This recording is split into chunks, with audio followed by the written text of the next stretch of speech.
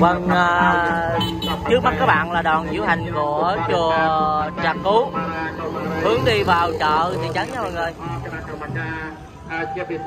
Đây là đoàn diễu hành của chùa Trà Cứu, lễ Chôn Nam như là Tết, mình gọi cái nào cũng được, lễ hay là Tết Chôn Nam năm nay của đồng bào dân tộc Khmer năm 2025.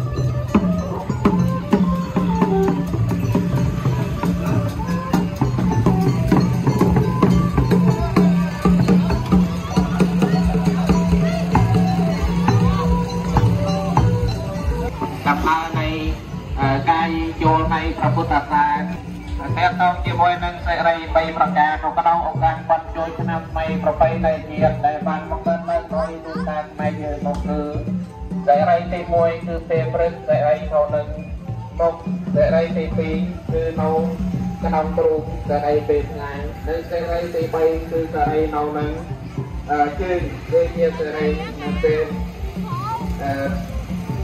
ពេលយកសេរីទី1គឺនៅក្នុងពេលព្រឹកគឺនិយាយអំពីសេរីដែលនៅក្នុងមុខដែលទៅជាមួយនឹងអង្គអង្គការអបអរសាទរតាមលោកមានការដំណើរទៅวันที่3រួចដើម្បីតែអីពេលព្រឹកគឺបាត់មកដល់5ម៉ោងហើយសេរីទី1តែនិយាយអំពីពេលព្រឹកយើងត្រូវលុបមុខលាងមាត់ឲ្យបានស្អាតបាតដល់ជាស្អីគឺមួយទៅនៅដល់ជើងនោះគឺមានការប្រៀបធៀបដល់ក្នុងក្នុងការមកដល់ក្នុងនោះមានការដល់ទី1គឺសំដៅទៅដល់ការវាចាការពោលនៅពាក្យសម្ដីផ្សេងៗដែលយើងប្រើមាត់ដើម្បីប្រែដាក់កងគ្នាក្នុងការធ្វើដំណើរដាក់កងគ្នារាល់ថ្ងៃការនិយាយកុហកនៃការវិញ្ញាដល់អំពើការនិយាយកុហកការវិញ្ញាដល់ការពោលទៅពាក្យពិតនេះគឺជាอะไรទីមួយនៅក្នុងការសម្រាប់ក្នុងមុខរបស់យើងសេរីទី2ត្រង់មកគឺការមិននិយាយពាក្យយូរយូរការបំណែកបំបាក់តែឲ្យតែដាក់មកការនេះតែមានតាមឲ្យមានការឆ្លងប្រកែកតាមតាមជាមួយគ្នាដល់ប្រកាសទី3នៅលើមុខគឺតែអត្តរបស់គេប្រទេសតែដល់តែដល់តែការការพูดมันเปลี่ยนแปลงเป็นความร้อนแต่มีการพูดมันเปลี่ยนแปลงมันเป็นลมเป็นอารมณ์แต่ในประการที่ด้วยนอกจากการที่เคยไปคือการพูดมันเปลี่ยนแปลงประโยชน์ในการพูดมันเปลี่ยนแปลงประโยชน์คือที่เปลี่ยนในนามองนองในในเล่นเซนในนามองในในในมันเป็นเปลี่ยนประโยชน์ต่อตัวในฟองตอนนั้นต่อไปฟองเรื่องนกเบี้ยแม่นาในหล่อเรื่องนกเบี้ยนาในซ้ำประกอบในยัยเตานามองเราแต่กระไดซ้ำหรือมวยก็นามองเราแต่กระไดเล่นเลยสบายเลยความเรียนนกเบี้ยเติมยังพูดในยัยยังแต่การรักษาการวิญญาณเริ่มเรียนไม่เคยคุยเกี่ยวกับเราตรับแต่ยังกลัวแต่มันไม่บ้าแต่ยังกลัวแต่งานรวมเกี่ยวกับเรื่องหรือมวยก็เขาทำงานในอย่างไรเนี่ยสารประการที่ปีคือครูเราจะนำตึกจัดเราบ้างให้ดูคือบรรลุงานประพฤติไปยืนยืนตามมองเพื่อปรับยืนสารที่ปีคือโน้ตตรงนี้แต่โน้ตตรงนี้คือแค่ใบประกาศการเพื่อสำหรับไปกับบ้านเราบ้างนะเราไปคือการรวมรวมปัดหม้อน้ำมันน้ำมันร้อนน้ำมันน้ำใสน้ำตาลคือเดียวกันน้ำใสลูกคือที่อัปเปอร์ม้วนในเย็นตัวในต่างกันในเกียร์อัปเปอร์ม้วนในเย็นตัวในเบียร์แจประการที่สี่คือการเหมือนด้วยยอมรับน้ำมันน้ำมันน้ำใสคือการม้วนน้ำใสคือม้วนน้ำมันน้ำใสคือเกียร์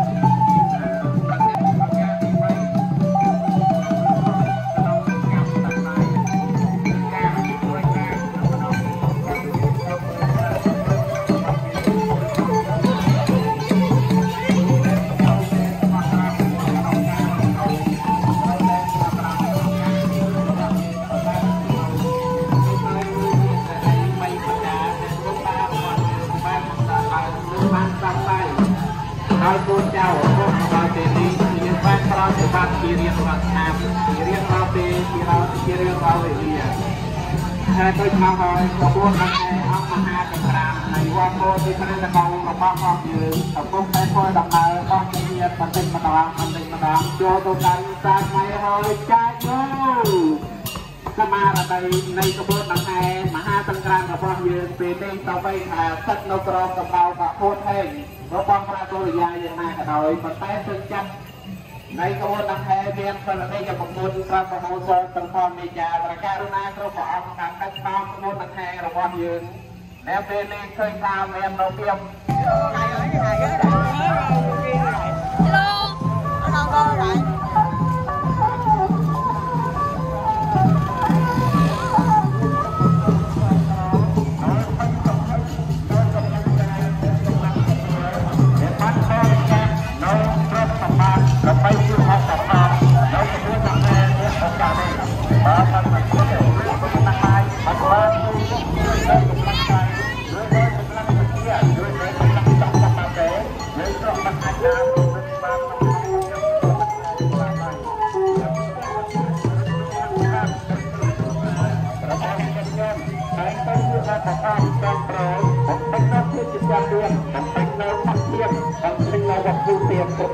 อย่างแต่ไปที่อัปปะทังอัปโปรนักบุญนักงานอัปมหาสนามิอันจุดตัวรักวันนั้นที่เจ้าน้องอันดับtổng thể quý Việt Nam Phật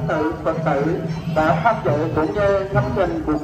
diễn hành cũng như cúng dường đến trong cuộc diệu hành lễ tặng hai Maha Sankran cũng như cuộc diệu hành lễ diễn đàn rồi cũng như cuộc diệu hành lễ đưa Đức Phật chúng ta cũng như các trung tâm bản trong việc hiện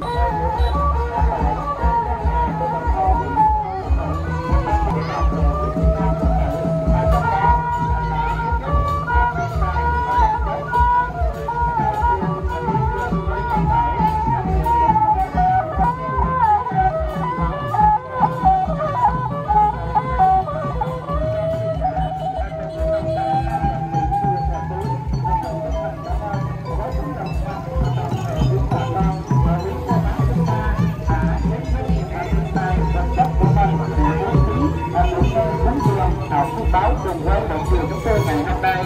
cầu mong lễ Tết năm nay cầu mong người kia mới về đây kêu gọi chúng sanh ban bố phước lành cho quý bà con quý Phật tử chúng ta ở lúc nào cũng được sự bình an, sự tấn hóa, sự may mắn đức đường đời làm ăn ước ao gì đạt thành ý nguyện và cầu nguyện cho quốc thái dân an mưa thuận gió hòa một mùa lễ Tết năm gặp được nhiều điều may mắn trong cuộc sống. Công đức và công hành của toàn thể quý Việt Nam Phật tử đã tích lũy đúng đường trong buổi diệu hành ngày hôm nay.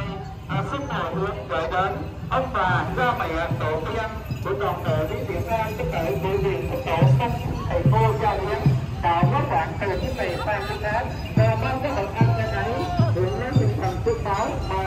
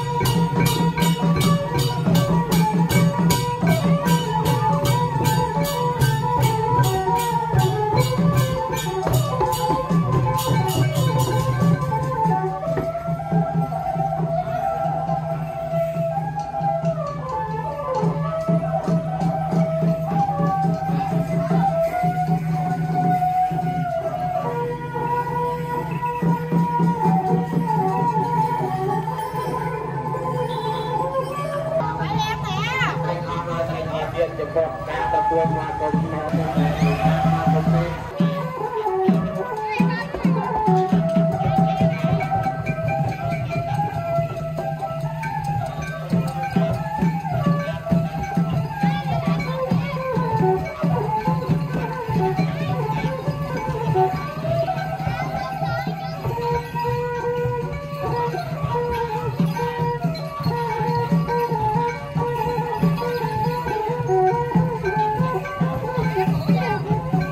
bỏ lỡ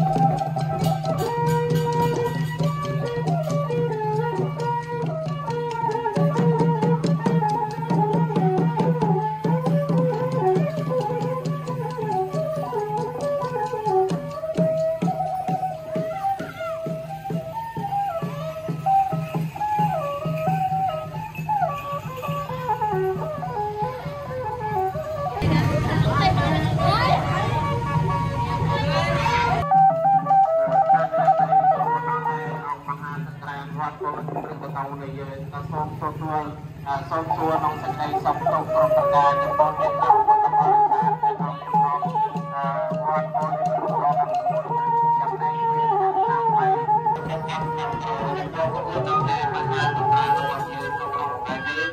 ម្បីឲ្យយើងខំយើងដើម្បីឲ្យយើងខ្ញុំក៏សូមត្រេកអរចំពោះសភាចារខ្លារបស់ពុទ្ធរបស់ឯខ្លារបស់ញាតិញោមពុទ្ធបរិស័ទផងដែរដែលបានប្រកេតក្នុងទេសញ្ញាទានចំពោះព្រះសង្ឃនៅក្នុងឱកាសនេះដោយសេចក្តីគោរពនិងដោយសេចក្តីរាប់អានមេត្រីភាពអំពីក្បួនដង្ហែរបស់យើងដោយសូមអនុមោទនាយា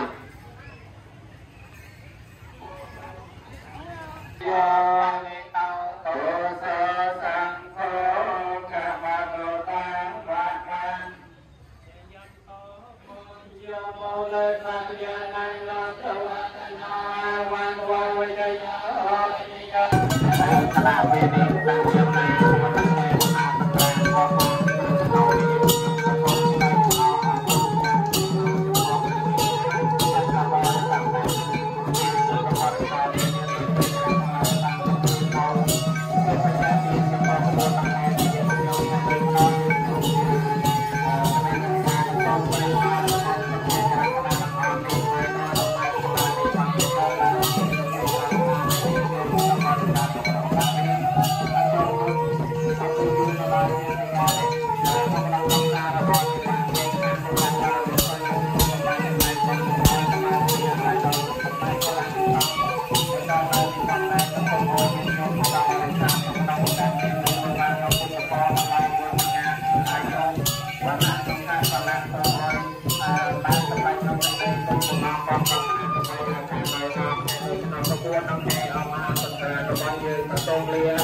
ដោយយើងយកទៅបានតាមក្នុងចំណងវេលាដោយសេចក្តីគោរពនិងមេត្រីភាពក្នុងការនេះ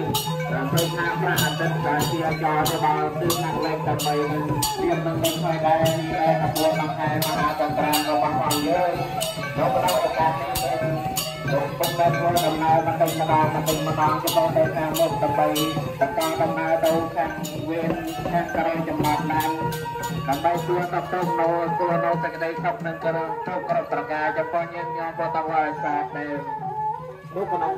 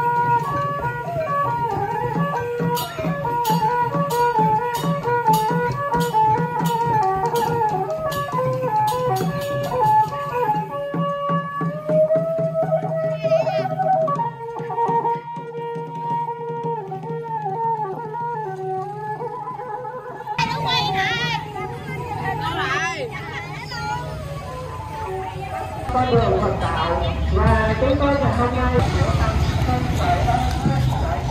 của chúng tôi cảm ơn các ngọc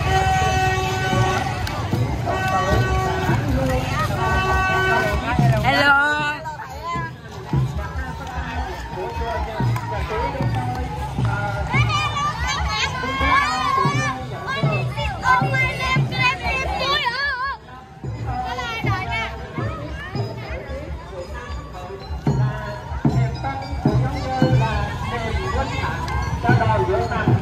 Một phần không khí thanh cao sẽ trở thành những điều bình an phần may trong cuộc sống đã thành lớn quý vị nam các biểu về gia tâm tinh thần trong con đường Phật đạo. Nhân dịp lễ trôi năm bay của đồng bào dân tộc Khmer chúng tôi xin gửi lời tri ân sâu sắc cũng như những lời chúc phúc trong dịp trôi năm bay. Cầu mong vị chuyên viên năm mới là con gái thứ hai của vị thần Brahma. Cầu mong vị ấy có thể có thể về nơi đây để có thể làm minh chứng cho sự phát tâm trong sáng, sự phát tâm trong sáng và sự bố thí những phần bệnh tài đến với